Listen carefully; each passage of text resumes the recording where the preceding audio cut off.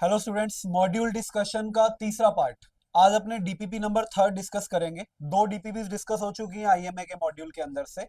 कौन कौन सी? DPP one, DPP two. ठीक है, डीपीपी थ्री अपने डिस्कशन स्टार्ट करते हैं। रिफ्रैक्शन है इसके अंदर। आज अपने पास कुछ क्वेश्चंस हैं, तो शुरू करते हैं। तैयार हो जाओ, अपने डाउट्स वगैरह देख लो, जो जो तुम्हारे डाउट्स हैं कवर कर लेना। तो क्वेश्चन नंबर वन से शुरू करते हैं। पहला है कि मिराज की जो फिनोमिना होती है, मिराज जो होता है वो क्यों होता है? मिराज की फिनोमिना सिंपल फैक्चुअल है। क्यों होता है? इसके अंदर टीआईआर होता है। टीआईआर के साथ साथ क्या होता है? रिफ्रैक्शन होता है। तो दोनों फिनोमिना इन्वॉल्व है। तो आंसर क्या आ जाएगा? TIR plus refraction. कौन सा ऑप्शन है ये? सी ऑप्शन है, डायरेक्ट हो जाएगा। चले आगे, नेक्स्ट क्वेश्चन देखिए। नेक्स्ट क्वेश्चन आपको बोला गया है क्या, एक डायग्राम दिखाया गया आपको, एक टी थिकनेस की ग्लास स्लैब दिखाई गई है, उसका रिफ्रैक्टिव इंडेक्स पर्टिकुलरली आपको पूछा गया है। कौन आपको एंगल दिया गया है, तो आपसे डी की वैल्यू पूछी गई है, डी। अच्छा, ध्यान से देखो, ये है क्या? ये ना नॉर्मल इंसिडेंस नहीं है, ये ना ऑब्लिक इंसिडेंस है। और ऑब्लिक इंसिडेंस में जो अपना फॉर्मूला होता है डी का, मेन फॉर्मूला जो काम का फॉर्मूला होता है ऑब्लिक इंसिडेंस में, क्या होता है? D is equal to t upon cos r sine i minus r. ये फॉर्मूला होता है किसका? ऑब्लिक इंसिडेंस के अंदर। तो ये फॉर्मूला आपको याद होना चाहिए। नहीं याद तो देख लो, अच्छी तरह से देख लो। ये फॉर्मूला होता है। यहाँ पे टी क्या चीज है, आर क्या चीज है, वो अपने को पता है। अब इन्होंने बोला है कि एंगल छोटे हैं। एंगल छोटे हैं तो पहले आप इसको ओपन करोगे, डी। इसको आप लिखो टी सेक आर। इसको कैसे ओपन करते हैं? ट्रिग्नोमेट्री का एक सिंपल सा इनपुट। ये आपको क्या दिख रहा है? ये आपको दिख रहा है साइन ए माइनस बी। तो इसका formula, sine a minus b का जो फॉर्मूला होता है, क्या होता है वो यहां लिख रहा हूं मैं। साइन ए माइनस बी क्या होता है?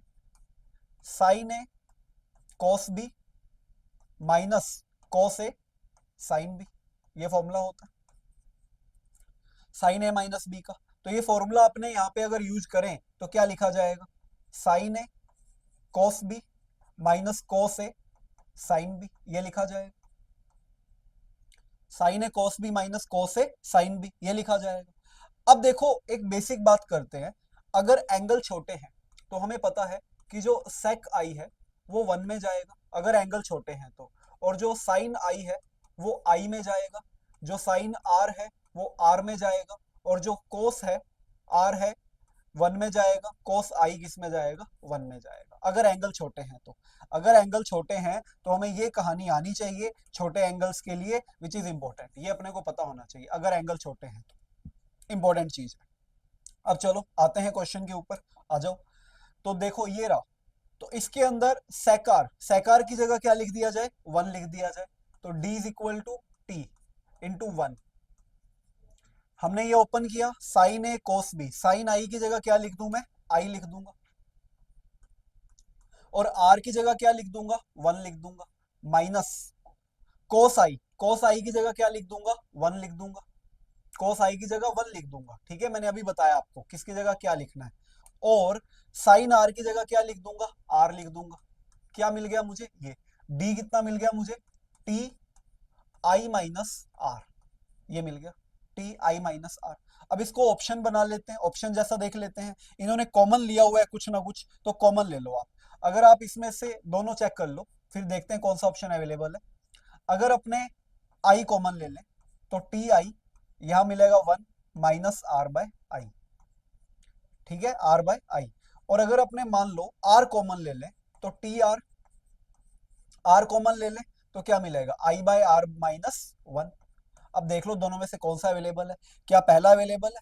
T I one minus R by I, हाँ अवेलेबल है। टी आर अवेलेबल तो है, पर वो i by r minus one होना चाहिए, वो है one minus i by r. तो क्या आंसर आ जाएगा? सी आ जाएगा। सी ऑप्शन इससे मैच कर रहा है। तो ये तो एक छोटा सा सवाल है, लेकिन अच्छा सवाल है।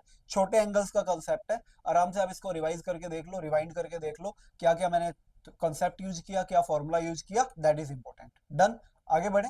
चलिए नेक्स्ट क्वेश्चन पे चलते हैं। Question number three. Question number three क्या कहता है?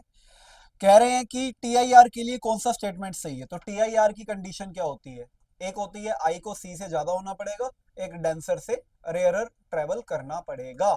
डेंसर से रेयरर ट्रेवल करना पड़ेगा। तो कौन सा ऑप्शन बैठ रहा है? हाँ, डेंसर से रेयरर ट्रेवल कर रहा है, डी ऑप्शन अपना सही हो जाएगा। तो सिंपल सवाल है, फैक्ट बेस्ड क्वेश्चन है, हो गया होगा तुमसे, कोई दिक्कत नहीं है। फोर्थ क्वेश्चन देखेंगे। फोर्थ है, आपको बोल रहे हैं कि ग्लास का क्रिटिकल एंगल थीटा वन है। Critical angle of glass is theta one for glass. अगर मैं लिखता हूं, किसके रेस्पेक्ट में है ये? एयर के रेस्पेक्ट में है, ध्यान रखना। तो इसको लिखा जाए तो ये एंगल कितना है? थीटा वन है। इसके बाद तुम्हें बोला गया है कि वाटर का जो एंगल है, क्रिटिकल एंगल वाटर का एयर के रेस्पेक्ट में, क्रिटिकल एंगल कितना है? थीटा टू है। कितना है? Theta two. तुम्हें कह रहे हैं कि अगर ग्लास और वाटर दोनों को एक साथ लिया जाए तो जो क्रिटिकल एंगल आएगा उसका क्या वैल्यू होगा? ग्लास और वाटर को एक साथ लिया जाए तो ग्लास और एयर के लिए अब यहाँ पे फॉर्मूला काम आएगा क्रिटिकल एंगल का। फॉर्मूला याद है तुम्हें? कौन सा होता है? Sine c is equal to n are upon N d. क्या फॉर्मूला होता है? N are upon N d, ये फॉर्मूला होता है ये। तो अगर इसको मैं ग्लास और एयर के लिए लगाऊं, ग्लास और एयर के लिए लगाऊं, ग्लास और एयर के लिए, तो क्या लिखूंगा मैं लिखूंगा साइन थीटा वन। ग्लास और एयर में से n r by n d. N r कौन बनेगा? एयर बनेगा। एन डी क्या बनेगा? ग्लास बनेगा। ठीक है। और ग्लास का रिफ्रैक्टिव इंडेक्स आपको दे रखा है क्वेश्चन के अंदर 3/2। तो 2 ऊपर चला जाएगा, कितना आ जाएगा? 2/3। तो यहां से साइन थीटा वन की वैल्यू कितनी आ गई? 0.66 आ गई। अब आगे बढ़ते हैं। सेम काम अगर अपने को बोला जाए किसके लिए करना है? ग्लास के बाद वाटर के लिए करना है। सेम काम आपको किसके लिए करना है? वाटर के लिए करना है। तो वाटर के लिए है थीटा टू। क्या लिखा जाएगा? Sine theta two n are upon N d.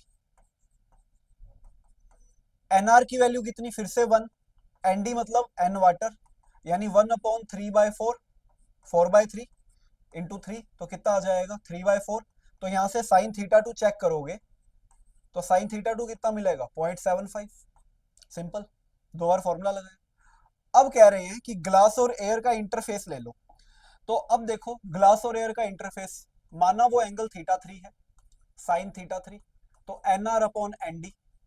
अच्छा, ग्लास और एयर में से, ग्लास और वाटर में से एन आर कौन बनेगा? वाटर बनेगा, एन वाटर। और एन डी कौन बनेगा? ग्लास बनेगा। ठीक है, डेंसर ग्लास होगा, वाटर क्या होगा? रेयरर। तो ये एंगल कितना होगा? 4/3, 3/2, तो कितना आ जाएगा? 8/9। तो साइन थीटा थ्री सोल्व करो, क्या आ रहा है? ये आ रहा है पॉइंट कितना? 8 8।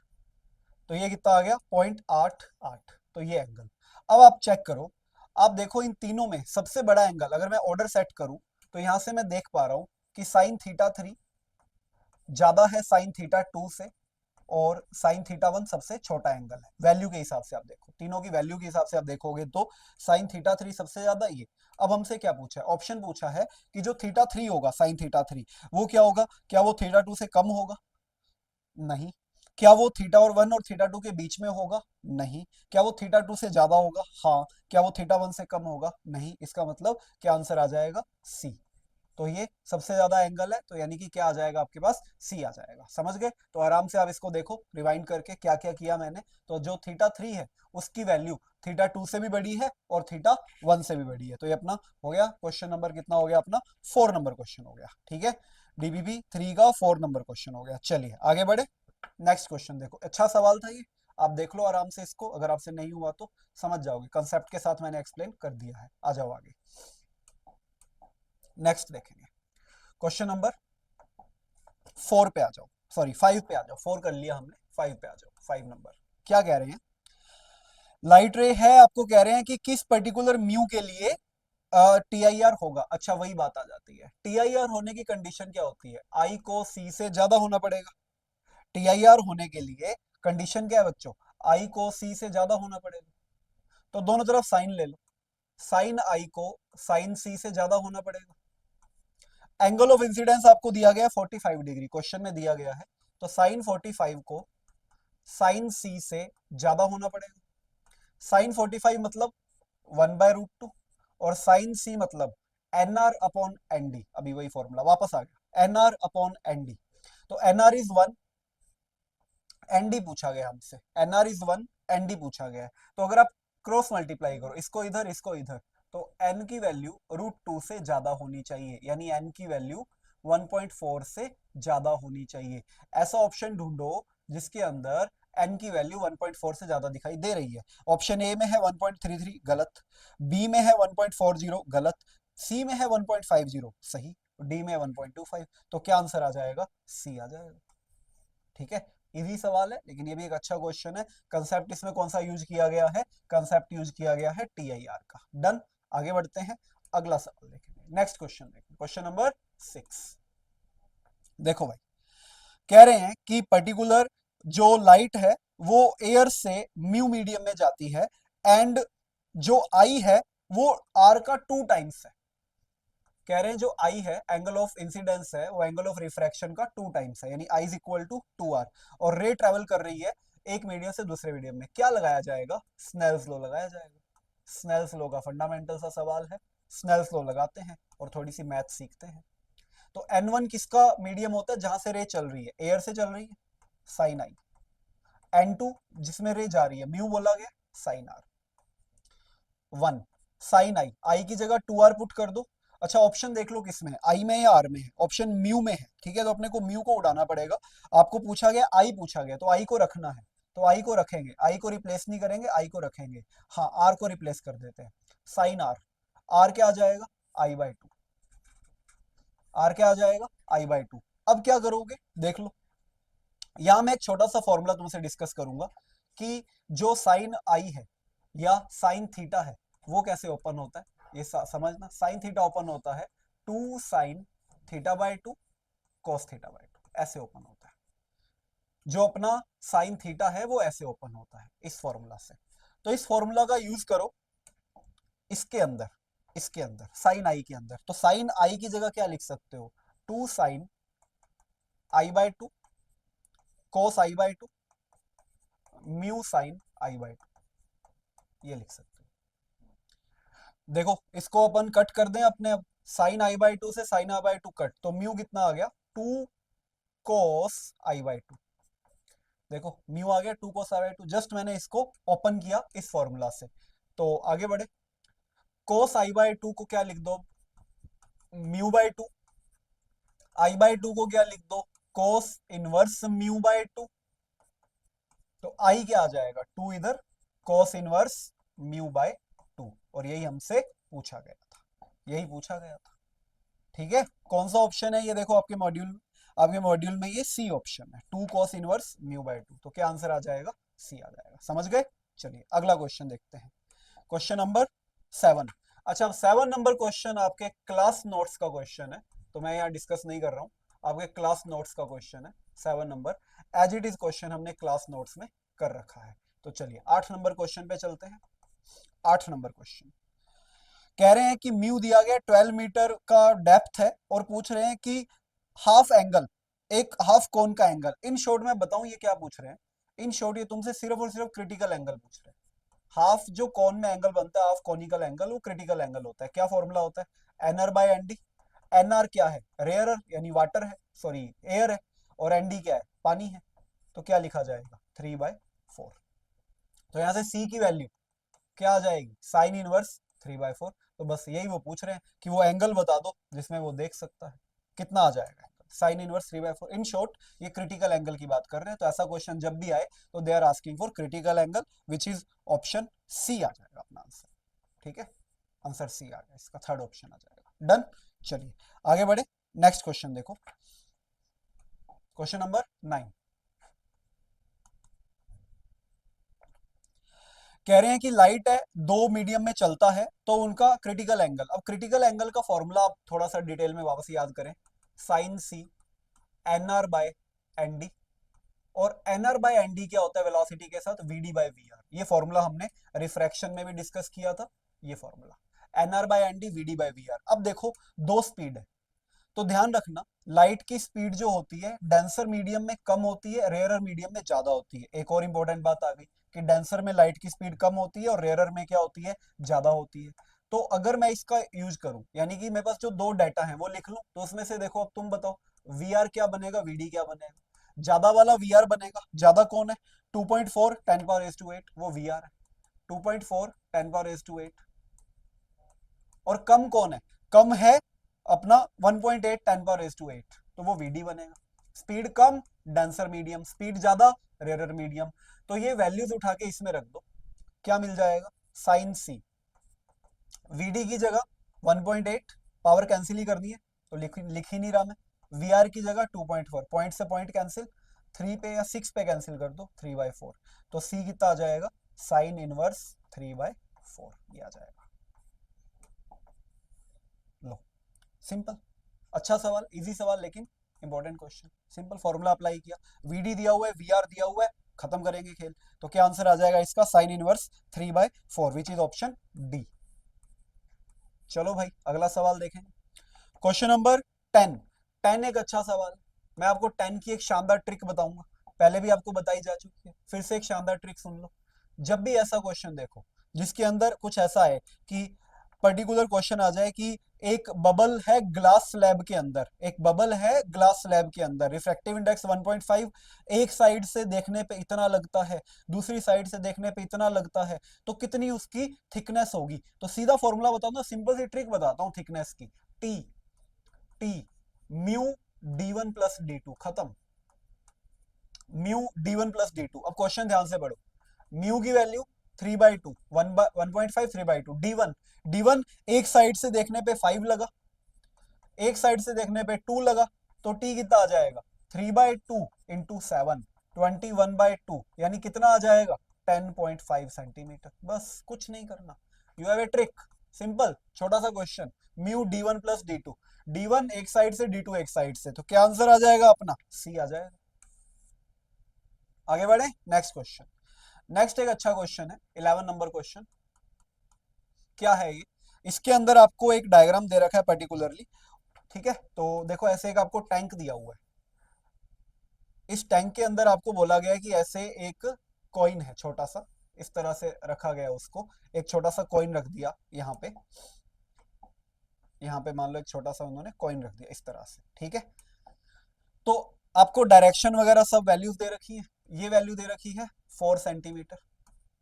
ये नीट में भी आया हुआ क्वेश्चन, ये नीट का भी प्रीवियस ईयर का क्वेश्चन है, ध्यान रखना, अच्छा सवाल है। कह रहे हैं कि स्पीड फाइंड करनी है, स्पीड, लिक्विड की स्पीड, लिक्विड के अंदर लाइट की स्पीड, लिक्विड के अंदर लाइट की स्पीड। तो v इज इक्वल टू, मैं फॉर्मूला जो यूज करूंगा c/n, ठीक है। फॉर्मूला जो यूज करेंगे अपने, क्या यूज करेंगे, c/n, सिंपल। तो अगर मुझे पर्टिकुलरली रिफ्रैक्टिव इंडेक्स मिल जाए तो खेल खत्म। अच्छा आप ध्यान से देखो, यहाँ पे ना ऐसे जा रही है रे, कैसे जा रही है रे, ऐसे जा रही है इस तरह से, ये ऐसे जा रही है रे इस तरह से, ऐसे। तो यहाँ पे अगर मैं नॉर्मल बनाऊं तो ये बनेगा एंगल ऑफ इंसिडेंस, और ये आपका बनेगा 90 डिग्री। तो वो केस याद करो जब ये 90 डिग्री होता है। हाँ, क्या आई की वैल्यू सी के इक्वल होती है, बिल्कुल, तो मतलब ये सी है। अगर ये सी है तो ऑल्टरनेटिव एंगल होने की वजह से ये भी सी है। और अगर आप इस ट्राइंगल को ध्यान से देखो, इस ट्राइंगल के अंदर साइन सी, क्या लिखा जाएगा, साइन सी क्या होता है, p/h। p कितना है 3, h कितना आ जाएगा, ये सोल्व कर लो पाइथागोरस से, 5 आ जाएगा। तो साइन सी कितना आ गया, 3/5 आ गया। और साइन सी क्या होता है, 1/n, nr/nd, nr1 nd, तो यानी n की वैल्यू कितनी आ गई, 5/3। लो, n की वैल्यू आ गई 5/3। तो सिंपल ट्राइंगल का यूज किया, साइन सी p/h इस ट्राइंगल के अंदर, और साइन सी किसके इक्वल होता है, 1/n के, nr/nd से लाया हूँ, nr एयर है, nd n है, तो ये n की वैल्यू यहाँ रख दो, तो v 3 इंटू 10⁸, 5/3, 9/5, यानी 1.8, 10⁸8 मीटर पर सेकेंड, ये आ जाएगा। हाँ भाई समझे, कितना इजी क्वेश्चन, लेकिन अच्छा क्वेश्चन है, नीट में भी आया हुआ है, प्रीवियस ईयर नीट का क्वेश्चन है। आ जाओ आगे बढ़ते हैं, अगला क्वेश्चन देखेंगे। अगला क्वेश्चन देखो, ये समझ लो आराम से, इजी है, वीडियो को धीरे धीरे रिवाइंड करके देख लो, पैटर्न समझा दिया मैंने कैसे कैसे किया गया, सारे एंगल्स वगैरह तुम्हारे सामने है। आ जाओ, क्वेश्चन नंबर 12 नंबर क्वेश्चन। अब सुनो, 12 नंबर क्वेश्चन मैं स्टनिंग प्रॉब्लम 2 में डिस्कस कर चुका हूं, स्टनिंग प्रॉब्लम 2, इसका मैं वीडियो अटैच कर रहा हूं यहाँ पे साथ में। तो इस साइड आपको आई बटन में क्लिक करोगे तो आपको प्रॉब्लम नंबर 2 जो है ना स्टनिंग, वो दिख जाएगी, आपका सोल्यूशन मिल जाएगा 12 नंबर क्वेश्चन का, ये आप ध्यान रखना, ठीक है। आगे बढ़ते हैं, 13 नंबर। 13 कह रहे हैं कि m1 और m2 में जो लाइट की स्पीड है दे रखी है, अगर TIR हो जाए तो I की वैल्यू बताइए। तो सिंपल, कैसे, TIR हो गया तो I की वैल्यू C के बराबर करने पड़ेगी, obviously greater than equal to C, बात समझे। तो TIR के लिए i should greater than c, तो दोनों तरफ साइन ले लें क्योंकि साइन में ऑप्शन है, साइन ग्रेटर देन साइन सी। याद करो, सिंपल सी बातें चल रही, साइन आई साइन सी NR बाय ND। पर मुझे NR बाय ND नहीं दिया हुआ, मुझे स्पीड दे रखी है, तो अभी आपको बताया था मैंने, अभी थोड़ी देर पहले डिस्कस किया। NR बाय ND को क्या लिख दो, VD बाय VR। अब दो स्पीड है, कम वाली जाती है डेंसर में, ज्यादा वाली जाती है रेयरर में। तो कम वाली स्पीड क्या है, कम है 1.5, तो वो जाएगी डेंसर में, 1.5 10⁻⁸ ज्यादा कितनी है, ज्यादा है 2 इंटू 10⁻⁸, तो वो जाएगी रेयरर में। ये दोनों वैल्यूज यहां रख दो। Sine i should greater than VD by VR, point upon ये 10⁻⁸ कैंसिल होगा, sine i 3/4। Simple simple question चल रहा है। इसका मतलब जो आई है वो साइन इनवर्स 3/4 से क्या होना चाहिए बच्चों, ज्यादा होना चाहिए। ठीक है, तो ये आ गया। तो क्या आंसर आ जाएगा, आई should greater than sine inverse 3/4 या उसके इक्वल होना चाहिए। तो कंडीशन ये भी रह जाती है ना, इक्वल वाली भी होती है। तो I should greater than equal to C. तो आंसर क्या आ जाएगा, साइन इनवर्स 3/4 के या तो आई की वैल्यू ज्यादा होनी चाहिए पर्टिकुलरली, या उससे क्या होनी चाहिए, ज्यादा होनी बराबर होनी चाहिए। तो अपना आंसर क्या आ जाएगा, सी आ जाएगा इसका आंसर 13 का। तो DPP3 का आपका जो 13 है that will give you c, i should greater than sine inverse 3/4। चलो आगे बढ़े, नेक्स्ट क्वेश्चन। 14 नंबर क्वेश्चन एक फैक्ट बेस्ड सवाल है।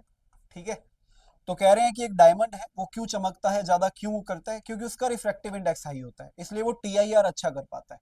हाई रिफ्रैक्टिव इंडेक्स होने की वजह से वो TIR शो करता है, इसलिए वो ज्यादा चमकता है। 15 number question, 15 number last question of the module. कह रहे हैं कि पर्टिकुलरली हाइगेन प्रिंसिपल ये बताता है। तो बेसिकली कह रहे हैं कि जैसे जैसे हाइट बढ़ती है तो रिफ्रैक्टिव इंडेक्स क्या होता है, बढ़ता है। मतलब अगर मान लो आप इस जगह पे हो और इस जगह पे हो, तो यहाँ रिफ्रैक्टिव इंडेक्स μ2 है, यहाँ μ1 है। तो μ2 की वैल्यू μ1 से क्या होगी, ज्यादा होगी। मतलब ऊपर वाला हिस्सा डेंसर बनेगा और नीचे वाला क्या बनेगा, रेयरर बनेगा। सिंपल। तो जब कोई लाइट रे मान लो डेंसर से रेयरर आएगी, तो अगर उसका TIR हो गया तो वो ऊपर की तरफ निकल जाएगी। अगर उसका TIR हो गया तो ऊपर की तरफ चांसेस तो है ना डेंसर से रेयरर। इन्होंने खुद ही बोला है ना कि हाइट के साथ रिफ्रैक्टिव इंडेक्स बढ़ता है। इसका मतलब अगर ये μ2 है, ये μ1 है, तो जैसे जैसे हाइट जाएगी ऊपर तो μ2 विल ग्रेटर देन μ1, यानी ये डेंसर बन गया, ये रेयरर बन गया। जिसका रिफ्रैक्टिव इंडेक्स ज्यादा वो डेंसर, कम रेयरर। तो डेंसर से रेयरर जब जाती है रे, तो उसका TIR होने के चांसेस है, यानी कि रे को ऊपर की तरफ मुड़ जाना चाहिए, अपवर्ड जाना चाहिए, अपवर्ड जाना चाहिए। तो ऐसा कोई ऑप्शन देखो, yes we have D option, ऊपर की ओर मुड़ जाएगा, ऊपर की ओर बैंड हो जाएगा। तो आंसर क्या आ जाएगा, डी। ठीक है, लॉजिकल सवाल, अच्छा सवाल। हाइट बढ़ने के साथ म्यू बढ़ता है, मैंने दो म्यू मान लिए, ये म्यू ये म्यू। हाइट इसकी ज्यादा है तो ये म्यू ज्यादा है, ये कम है तो ये डेंसर है, ये रेयरर है। लाइट रे आई डेंसर से रेयरर, तो TIR होगा तो ये ऊपर की तरफ निकल जाएगी, मतलब अपवर्ड हो जाएगा। समझ गए। तो ये हो गया अपना पूरा का पूरा आज का DPP3 का डिस्कशन। आपसे मिलेंगे IMA मॉड्यूल डिस्कशन के अगले पार्ट के अंदर, DPP4 डिस्कस करूंगा उसके अंदर। तब तक आप अपना होमवर्क पूरा करो। अपना DPP डिस्कस अपने कर लिए 3, DPP4 आपके लिए बहुत जल्दी लेके आते हैं। चैनल को लाइक करो, शेयर करो, सब्सक्राइब करो। मिलते हैं आपसे अगली वीडियो में। Till then take care, bye bye.